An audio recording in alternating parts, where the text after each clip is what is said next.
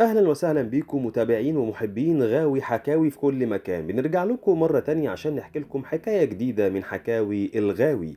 بيبدأ فيلمنا لما كان أبطالنا فينيس وفيرب حياتهم هتنتهي قبل ما يترموا لوحش عملاق وخطير، عشان يبص فينيس لأخوه فيرب ويفتكر معاه ازاي بدأ اليوم قبل ما يبقوا في الموقف ده دلوقتي. وبنرجع مع بعض فلاش باك لأول اليوم عشان نعرف هم وصلوا للموقف ده ازاي.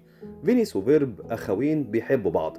بدأ يومهم لما صحيوا الصبح وهم مبسوطين جدا وبيفتكروا لحظة ما تبنوا حيوانهم الأليف والمفضل بيري، وإزاي راحوا ملجأ الحيوانات واختاروه هو دونا عن كل الحيوانات اللي كانت موجودة، ومن ساعتها وهم بيحبوه جدا.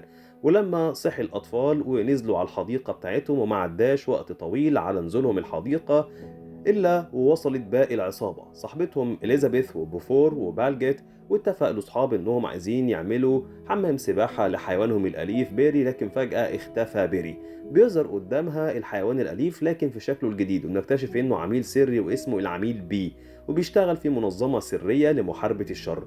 وبيبلغوا المدير بتاعه إن في محاولة جديدة للدكتور دوف إنه يعمل جهاز للسفر في الزمن، ولو الجهاز ده تم فشخصيته الحقيقية هتتكشف لعيلته اللي مستضيفاه، وبكده يكون لازم عليه يسيب المدينة اللي هو فيها ويروح مدينة تانية ويدور على عيلة تانية تستضيفه. والمهمة بتاعته انه يوقف تصنيع الجهاز ده. في نفس الوقت بيظهر الدكتور كارل اللي بيسلم العميل بيه الادوات اللي هيحتاجها في العملية، وبينطلق بيه في طريقه. لكن هو خارج من المخبأ بتاعه بيخبط في فينيس وفيرب بالغلط، وبيقعوا في معمل الدكتور دوف الشرير اللي كان خلاص انتهى من الجهاز اللي بيصنعه، لكن واقف على حاجة صغيرة ومش عارف هي ايه. ساعتها بيكتشفها فينيس وبيقرر انه يساعده. لكن فيرب بيوصل، واول لما بيشوف اصحابه في المكان في اقل من ثانية بيرجع تاني لصورة حيوانهم الاليف. ولما حس ان فينيس وفيرب هيساعدوا دكتور دوف بياخدوا المعدات منهم وبيختفي. لكن فينيس رجع واخدها منه وبيسلم عليه الدكتور دوف من غير ما يعرف ان ده هو عدوه اللدود. الأطفال قدرت تساعد دوف إنه يكمل جهازه، وفعلا فتح بعد تاني في العوالم المختلفة وقدر يروح لزمن تاني كان فيه الدكتور دوف بس النسخة الشريرة منه هو اللي مسيطر على المدينة كلها، والروبوتات بتوعه هم اللي بيحكموا الأمن في المدينة.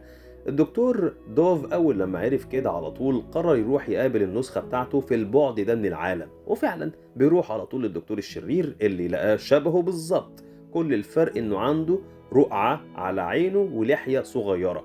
كان الشرير مبهور بالنسخة اللي شبهه واستقباله أحسن استقبال.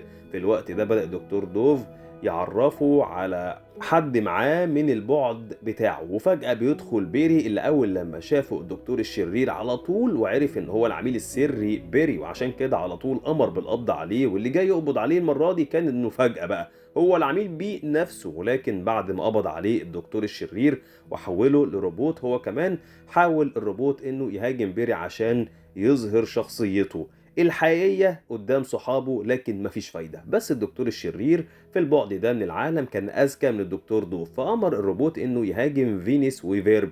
وهنا بقى شهرت شخصية بيري الحقيقية وبقى قدام أصحابه العميل بيه. وهنا كانت الصدمة لأن فينيس وفيرب كانوا مصدومين من حقيقة صاحبهم الوحيد، وخصوصا فينيس اللي كان شايف إنه إزاي صديقهم بيري ما يثقش فيهم ويقول لهم على شخصيته الحقيقية ويخبيها كمان. وقبل ما يقبض عليهم الدكتور الشرير هرب التلاتة من الشباك بواسطة المظلة اللي مع العميل السري بيه. في نفس الوقت في الزمن بتاعهم الحقيقي كانت كاندي بتدور عليهم، وكاندي أختهم الكبيرة اللي كانت دايما بتعتقد إن ورا إخواتها سر خطير ولازم تكتشفه. وفعلا وهي بتدعبس وراهم عرفت موضوع آلة الأبعاد الزمنية وراحت وراهم البعد بتاعهم. ولما سألوها على جهاز التحكم اللي يقدروا يرجعوا بيه لزمانهم اكتشفوا إنها بوظته، وبقى لازم يلاقوا خطة تانية عشان يعرفوا يرجعوا لزمانهم من تاني. وهنا قرر فينيس إنه يستعين بالشخصيات اللي شبههم في الزمن ده عشان يساعدوهم يلاقوا طريقة يرجعوا بيها لزمانهم. بس هما بيعملوا كده بيبدأ بس مباشر على شاشات المدينة بيعلن فيه واحد روبوتات الدكتور الشرير إنه لو العميل بيه ما سلمش نفسه فالروبوتات هتدمر اصحابه. وفعلا بيقرر بيه انه يسلم نفسه للشرير، لكن بعد ما يتكلم مع اصحابه اللي بيرفض فينيس انه يسمعه وبيطلب منه انه يروح في طريقه بعد ما خبى عليهم حقيقته.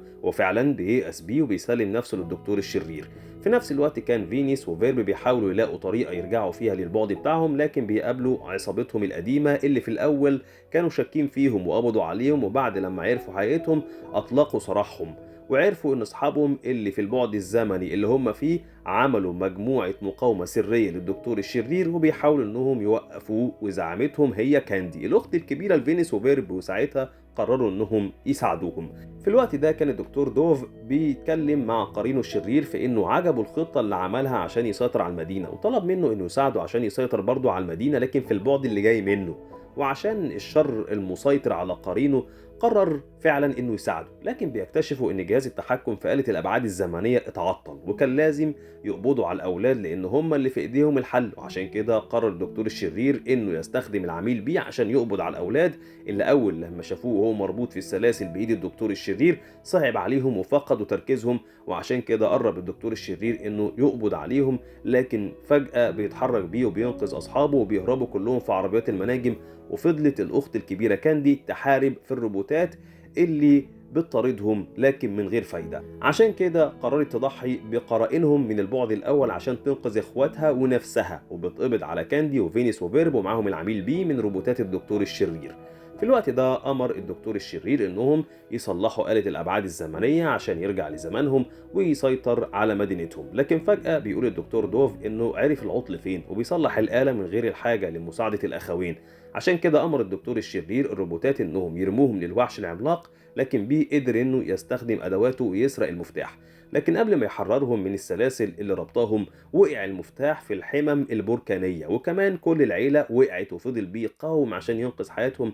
لكن فينيس جات له فكرة وقدر يصلح جهاز التحكم عن آلة الأبعاد الزمنية، وقبل ما يقعوا في الحمم البركانية أنقذهم في آخر لحظة ورجعوا للبعد الزمني بتاعهم. لكن للأسف كانوا اتأخروا لأن الدكتور الشرير وصل قبلهم، بدأ في نشر الروبوتات بتاعته وتنفيذ خطة السيطرة على المدينة. بدأ فينيس والعميل بيه يتحركوا سوا وراحوا للمقر اللي بيدير منه الدكتور الشرير العملية بتاعته، وقدر بيه انه يقضي على نسخته الروبوت اللي جاية من البعد التاني. اما فينيس فحاول يوقف الدكتور الشرير، وخصوصا لما عرف انه بيتحكم في الروبوتات دي من خلال القمر الصناعي اللي فوق المبنى.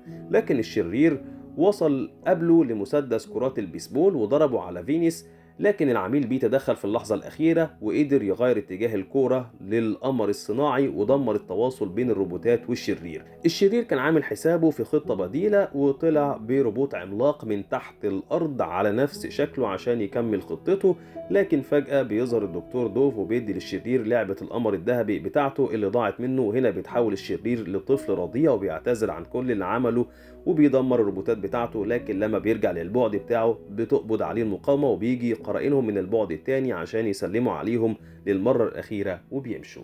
في آخر اليوم أمر الكولونيل إنه يتم تجهيز العميل بيه عشان يتنقل من البيت اللي هو فيه لمدينة تانية وبيت تاني، لكن فينيس كان رافض الموضوع ده وطلب من الكولونيل إنه يشوف أي طريقة تانية عشان صديقه بيري يفضل معاه. وهنا اقترح العالم اللي مع الكولونيل إنهم يستخدموا جهاز حذف الذاكرة عليهم، وبكده ينسوا كل اللي حصل ويقدر العميل بيه إنه يحافظ على سرية وجوده في العيلة دي. وفعلا وافق الكل، وبعد ما ودعوا بعض لأنهم هينسوا كل اللي حصل مسحوا ذاكرتهم. وبينتهي فيلمنا لما بيكون العميل بيه في المخبأ السري بتاعه بيفرغ الصور اللي موجودة في الكاميرا السرية اللي مخبيها في القبعة بتاعته، وبيتفرج على صوره مع أصحابه اللي بيحبهم جدا وبيبتسم. وصلنا لنهاية رحلتنا في عالم الحكاوي النهاردة، بس الرحلات لسه مكملة معاكم. ما تنسوش تشتركوا في القناة عشان تبقوا أول ناس تسافر في رحلتنا الجديدة مع غاوي حكاوي. وقبل ما تخرج اخبط اللايك الجميل أو قول لنا رأيك في الكومنتات تحت، ونشوفكم قريب قوي. باي باي.